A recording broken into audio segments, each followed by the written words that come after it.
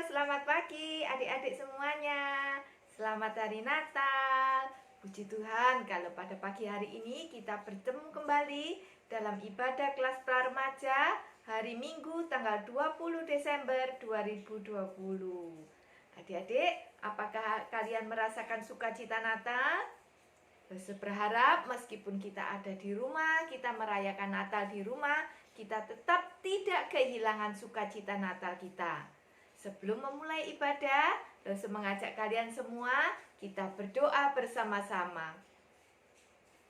Tuhan Yesus, terima kasih kalau pada pagi hari ini kami diizinkan untuk kembali beribadah dalam ibadah kelas pra-remaja kami. Tuhan, tolonglah kami supaya kami yang sudah berkumpul bersama-sama ibadah melalui ibadah online pada pagi hari ini, kami dapat merasakan sukacita Natal karena Tuhan Yesus sudah lahir di dunia dan juga Tuhan Yesus sudah lahir di hati kami. Tuhan, hanya di dalam nama-Mu saja, di dalam nama Tuhan Yesus kami berdoa dan mengucap syukur. Amin. Adik-adik, kita akan memujikan sebuah lagu pujian yang berjudul Gita Surga Bergema. Ayo kita nyanyi bersama-sama.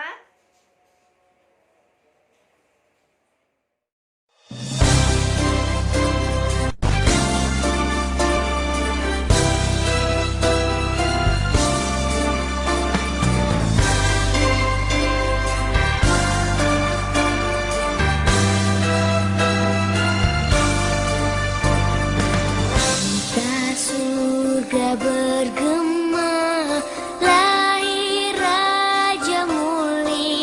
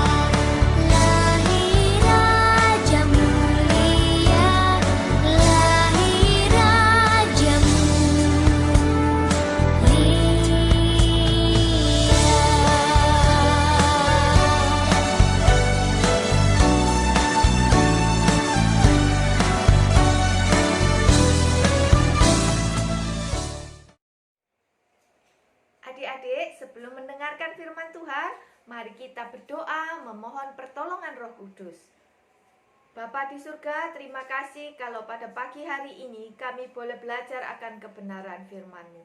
Tuhan, tolong turunkan Roh Kudus-Mu, mengurapi hati kami dan pikiran kami, sehingga kami dapat mengerti firman Tuhan hari ini. Tolong juga urapi Lause yang akan bercerita, supaya dapat bercerita dengan baik. Terima kasih Tuhan, di dalam nama Tuhan Yesus kami berdoa dan mengucap syukur. Amin. Adik-adik, firman Tuhan pagi hari ini diambil dari kitab Lukas 2 ayat 8 sampai 20. Ayo kita baca sama-sama. Gembala-gembala. Di daerah itu ada gembala-gembala yang tinggal di padang menjaga kawanan ternak mereka pada waktu malam. Tiba-tiba berdirilah seorang malaikat Tuhan di dekat mereka, dan kemuliaan Tuhan bersinar meliputi mereka, dan mereka sangat ketakutan. Lalu kata malaikat itu kepada mereka, "Jangan takut, sebab sesungguhnya aku memberitakan kepadamu kesukaan besar untuk seluruh bangsa. Hari ini telah lahir bagimu juru selamat, yaitu Kristus, Tuhan di kota Daud. Dan inilah tanda bagimu. Kamu akan menjumpai seorang bayi dibungkus dengan lampin dan berbaring dalam palungan." Dan tiba-tiba tampaklah bersama-sama dengan malaikat-malaikat itu sejumlah besar bala tentara surga yang memuji Allah. Katanya, "Kemuliaan bagi Allah di tempat yang maha tinggi, dan damai sejahtera di bumi di antara manusia yang berkenan kepadanya." Setelah malaikat-malaikat itu meninggalkan mereka dan kembali ke surga, gembala-gembala itu berkata seorang kepada yang lain, "Marilah kita pergi ke Betlehem untuk melihat apa yang terjadi di sana, seperti yang diberitahukan Tuhan kepada kita." Lalu mereka cepat-cepat berangkat dan menjumpai Maria dan Yusuf dan bayi itu yang sedang berbaring dalam palungan. Dan ketika mereka melihatnya, mereka memberitahukan apa yang telah dikatakan kepada mereka tentang anak itu. Dan semua orang yang mendengarnya heran tentang apa yang dikatakan gembala-gembala itu kepada mereka. Tetapi Maria menyimpannya segala perkara itu di dalam hatinya dan merenungkannya. Maka kembalilah gembala-gembala itu sambil memuji Tuhan dan memuliakan Allah, karena segala sesuatu yang mereka dengar dan mereka lihat semuanya sesuai dengan apa yang dikatakan kepada mereka. Demikian pembacaan firman Tuhan hari ini. Adik-adik, hari ini Lause mau menceritakan sebuah tema yang berjudul kesederhanaan. Ya, di hari Natal biasanya semuanya serba meriah, serba berkilau-kilau ya. Kalau selama ini kita ibadah di gereja, pasti ada lagu-lagu yang penuh sukacita ya. Ada tari-tarian, ada pohon Natal yang kelip-kelip, berkilau-kilauan. Atau mungkin kalau kalian diajak orang tua kalian ke tempat-tempat perbelanjaan, pasti mereka memasang hiasan-hiasan Natal yang berkilauan. Wah, semuanya cantik, semuanya indah. Tetapi adik-adik, semuanya itu kontras ya, bertolak belakang dengan keadaan Tuhan Yesus yang datang ke dunia. Waktu Tuhan Yesus datang ke dunia, apakah ada pohon Natal? Apakah ada hadiah-hadiah Natal? Apakah ada lagu-lagu? Ada musik yang indah? Ada hiasan-hiasan yang berkilau-kilauan? Sayangnya tidak ada, karena Tuhan Yesus lahirnya di sebuah kandang. Sebuah kandang yang jauh dari tempat keramaian, jauh dari tempat pemukiman penduduk ya, sehingga kandang itu sepi, tidak ada orang lain selain Ibu Maria dan Bapak Yusuf ya. Barulah ketika gembala-gembala itu datang, baru suasana kandang itu agak sedikit meriah ya. Nah, adik-adik, Tuhan Yesus yang begitu mulia datang ke surga dengan segala kesederhanaan. Nah, lo semua punya sebuah cerita, adik-adik. Lo semua tanya, kalian ingat enggak siapa nama raja dari Kesultanan Yogyakarta? Ayo, siapa yang tahu? Pasti tahu ya. Rajanya namanya Sri Sultan Hamengkubuwono ke-10 ya. Nah, ayahnya dari Sri Sultan Hamengkubuwono ke-10 adalah Sri Sultan Hamengkubuwono yang ke-9 ya. Nah, Raja Sri Sultan Hamengkubuwono yang ke-9 ini dikenal sebagai seorang raja yang bersahaja. Bersahaja artinya sederhana ya. Nah, diceritakan beliau ini, Sri Sultan Hamengkubuwono yang ke-9 ini adalah seorang yang sederhana. Dia sering berpergian tanpa membawa sopir ya. Jadi mengemudikan mobilnya sendiri, juga tanpa pengawal, dan juga biasanya dia memakai pakaian yang biasa ya. Jadi tidak kentara kalau ternyata dia itu seorang raja. Nah, adik-adik, pada suatu hari dalam perjalanan dari luar kota kembali ke Yogyakarta, nah, beliau ini mengendarai kendaraan jeepnya sendiri, seorang diri. Nah, pada zaman itu kendaraan umum gak banyak ya, mobil juga gak banyak. Jadi kebiasaan orang-orang di sana itu menumpang kendaraan yang lewat. Jadi kalau ada kendaraan lewat, biasanya mereka gini ya, dipanggil gini, numpang gitu ya. Nah, pada suatu hari ada seorang ibu, dia seorang pedagang beras ya. Dia mau ke pasar di kota. Nah, kemudian dia menumpang ya, dia melihat ada sebuah mobil lewat, kemudian dipanggillah oleh ibu itu. Dan mobil itu minggir ya. Ternyata yang di dalam mobil itu adalah Sri Sultan ya. Nah, kemudian Bapak Sri Sultan ini, beliau turun dari kendaraannya, tidak banyak bicara. Ibu itu juga bilang, "Nunut, sampai ke Pasar Keranggan." Pasar Keranggan itu pasarnya di Jogja ya. Nah, kemudian beliau ini juga mengangkat berasnya, beras dagangannya ibu tadi. Sedangkan ibunya malah lihat aja, ndak ikut bantu ya. Nah, beliau yang mengangkati karungnya, dibawa ke mobil. Dan ibu itu pun naik, dia pun naik ya. Kemudian dia menyetir kembali kendaraannya sampai di pasar. Waktu sampai di pasar, ibu itu turun, dan beliau, sang raja ini juga mengangkat kembali karung-karung berasnya itu, diturunkan ya. Nah, si ibu ini juga tidak tahu siapa yang ditumpangin tadi itu ya. Akhirnya ibu itu membuka dompetnya ya. Dia mencari uang, terus mau diberikan kepada sopirnya tadi. Ini ongkos nunutnya tadi. Tetapi bapak tadi itu, beliaunya berkata, "Tidak usah, Bu. Mobil saya sekalian lewat dan juga mobilnya kosong." Tetapi ternyata ibu ini tersinggung, adik-adik. Dia tersinggung, dikasih uang kok tidak mau. "Lah, apa kamu kok menolak uang saya?" Wah, ibu ini langsung menyerocos ya. "Dikasih uang segini tidak mau, apa uangnya kurang? Kamu ini sombong sekali," dan sebagainya. Tetapi ternyata beliau ini tidak marah ya. Dia diam aja, terus dia pergi, masuk mobilnya dan pergi. Nah, kemudian teman-temannya ibu sesama pedagang ini keluar ya, mendekati ibu tadi. Bu, ibu tahu tadi itu yang sampai nunuti itu siapa?" "Ya enggak tahu, wong aku ya nunut, aku ya enggak kenalan, supirnya sombong sekali, tak kasih ongkos enggak mau." Nah, ibunya yang nyerocos tadi kemudian, Bu, itu tadi Sinuwun Kanjeng Gusti Raja." "Hah?" Ketubrak, langsung ibunya pingsan ya. Teman-temannya berkata, "Bu, itu tadi yang mulia tuanku raja. Langsung. Nah, adik-adik ibunya pingsan ya.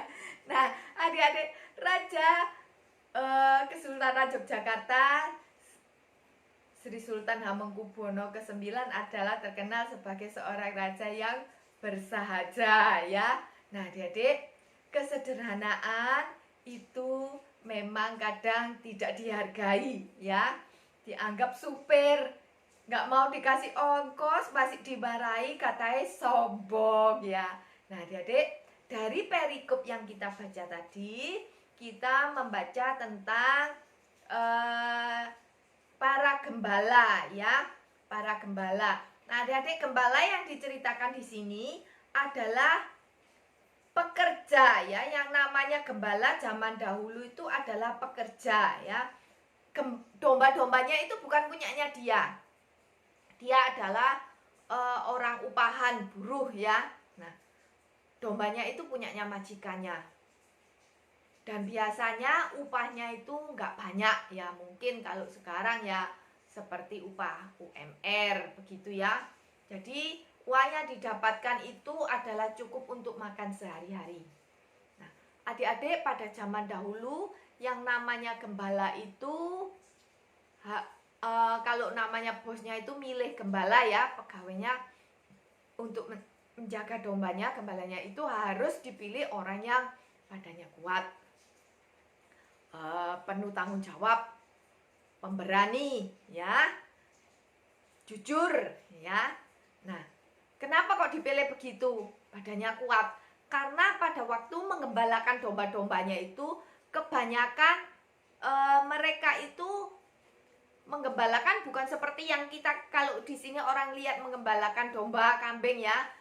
Berangkat pagi, sore sebelum matahari terbenam, kambingnya sudah dibawa pulang, dimasukkan kandang. Tetapi pada zaman dahulu, kalau namanya mengembalakan domba itu, mereka itu berjalan jauh keluar dari kota ke padang rumput yang jaraknya sangat jauh. Mereka berjalan jauh sekali ya. Nah, dan mereka biasanya itu ada di padang rumput itu bisa berhari-hari, jadi nggak pulang ya.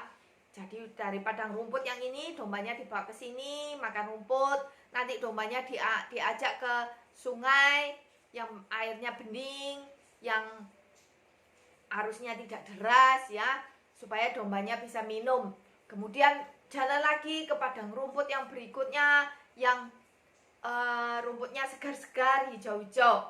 Nah, dibutuhkan juga keberanian. Kenapa? Karena mereka ada di tempat di luar kota ya, jauh dari keramaian. Bisa saja waktu mereka mengembalakan domba kambingnya itu ada perampok. Jadi mereka pun harus berkelahi juga dengan perampok itu.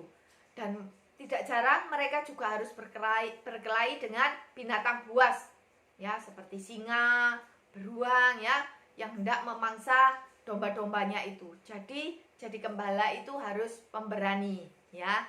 Selain kuat, sehat juga pemberani. Harus jujur juga. Bosnya nggak suka kalau pegawainya nggak jujur, nanti dombanya kan dijual sama gembalanya ya. Nah, tetapi gembala ini juga punya tanggung jawab yang besar ya. Biasanya bos itu nggak mau tahu. Kalau misalnya berangkatnya dombanya 100, pulang juga harus 100.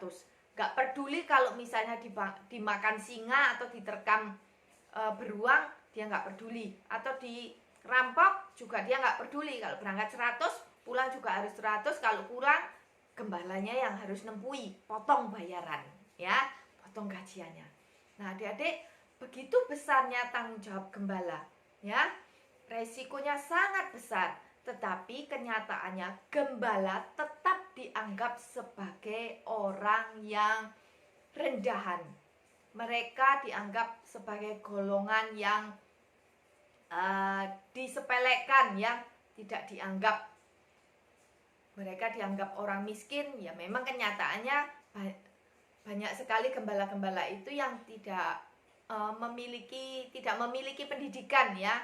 Mereka kadang tidak bisa membaca menulis gitu ya.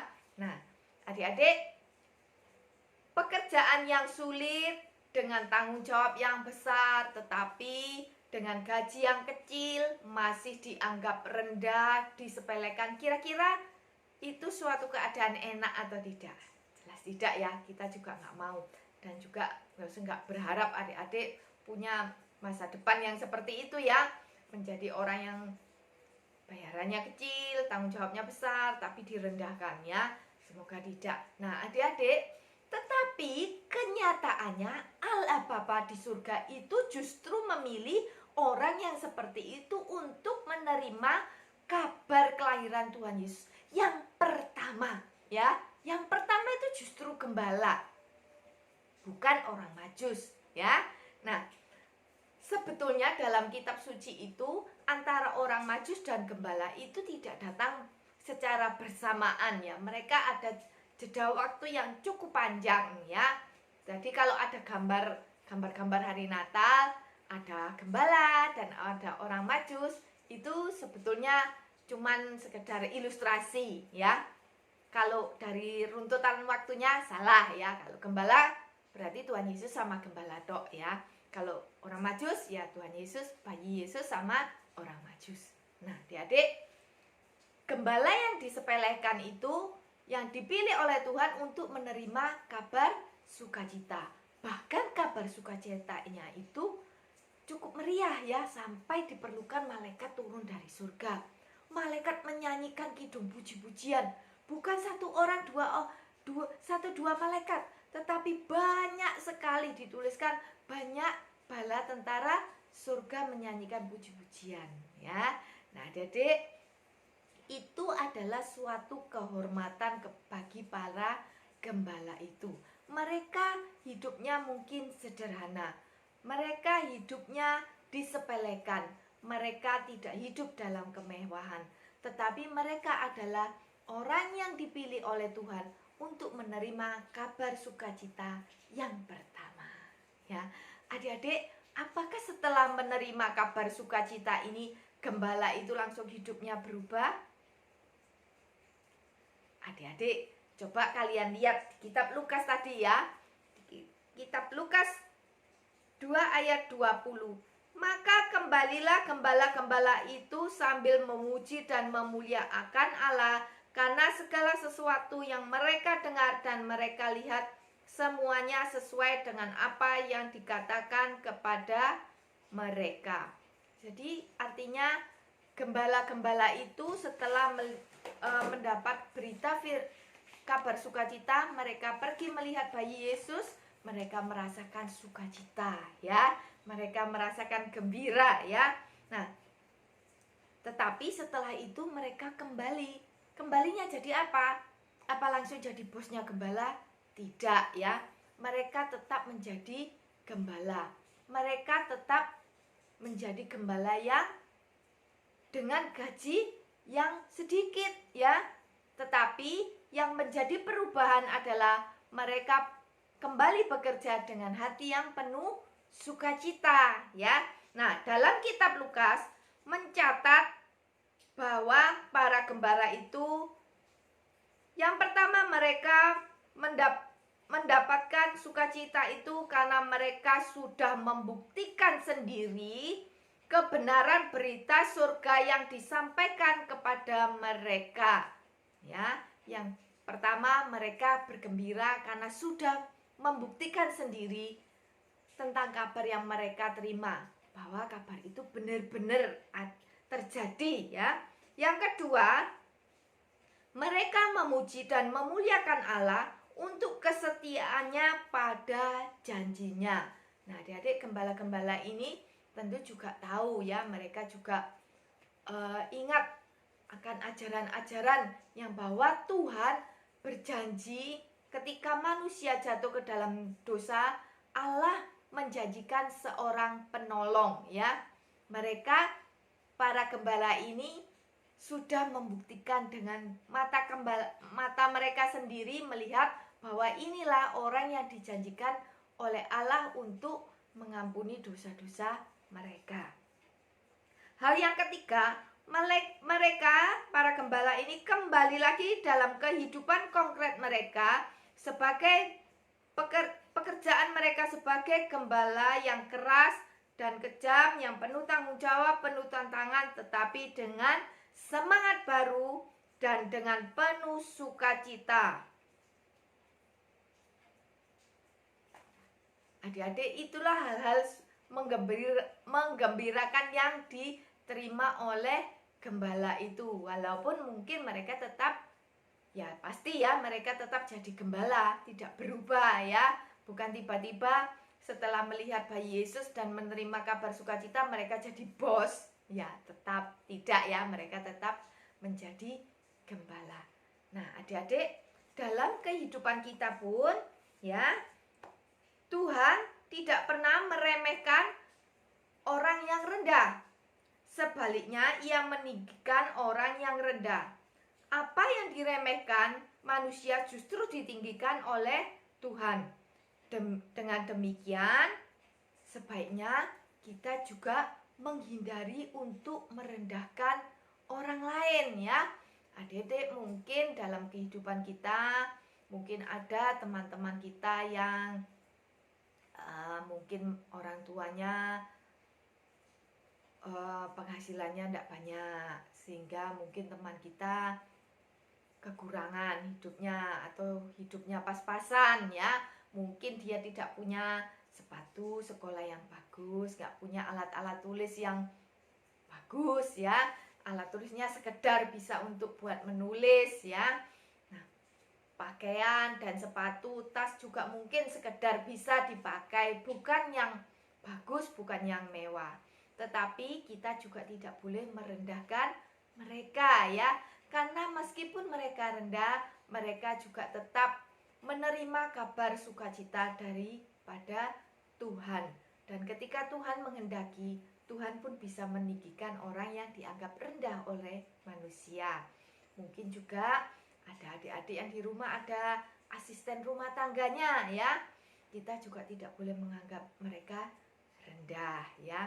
Mungkin juga misalnya orang-orang seperti Mas Gojek ya, gak boleh dianggap rendah. Atau mungkin bapak tukang sampah ya, bapak pemulung, kita pun tidak boleh merendahkan mereka. Karena Tuhan bisa meninggikan orang yang dianggap rendah oleh manusia. Dan setiap manusia memiliki hak yang sama untuk mendapatkan kabar sukacita. Nah adik-adik, melalui renungan Natal hari ini, Lose mengajak kalian untuk menyelidiki hati kita masing-masing. Apakah kita pernah merendahkan orang lain? Kalau misalnya pernah ya, mari kita bersama-sama mohon ampun kepada Tuhan karena kita pernah merendahkan orang lain. Tetapi kalau gak pernah, good ya. Nah semangat itu tetap harus dipertahankan ya. Jangan terus ikut-ikutan teman merendahkan orang lain ya. Tetap harus dipertahankan semangat yang seperti itu ya. Oke, kita akan bersama-sama berdoa. Mari kita berdoa. Tuhan Yesus, terima kasih karena kami sudah mendengarkan firman Tuhan tentang kesederhanaan. Bahwa Allah Bapa yang tinggal di surga begitu megah dan mulianya telah mengirimkan putra tunggalnya Tuhan Yesus datang ke dunia, bahkan lahir di tempat sebuah kandang yang hina. Tuhan, Engkau yang begitu mulia, rela datang ke dunia dengan penuh kesederhanaan. Bahkan Engkau sudah membuat orang-orang yang dianggap rendah oleh manusia menjadi orang yang pertama menerima kabar sukacita. Tuhan, tolonglah kami juga supaya kami pun tidak memandang rendah orang-orang di sekitar kami. Dan kami pun diberikan keberanian untuk memberitakan kabar sukacita kepada orang-orang di sekitar kami. Terima kasih Tuhan. Di dalam nama Tuhan Yesus kami berdoa dan mengucap syukur. Amin. Adik-adik, demikian firman Tuhan kita pada pagi hari ini. Selamat Natal. Sampai jumpa lagi. Oh iya, ada pengumuman. Untuk minggu depan tanggal 27 Desember, adik-adik ibadahnya gabung dengan papa mama ya dalam ibadah umum. Juga tanggal 3 Januari kita juga mengadakan ibadah pembukaan tahun, bergabung juga dengan papa mama ya. Setelah itu tanggal 10 Januari kembali kita akan beribadah dalam ibadah sekolah minggu. Oke, jangan salah ya. Sampai jumpa. Tuhan Yesus memberkati.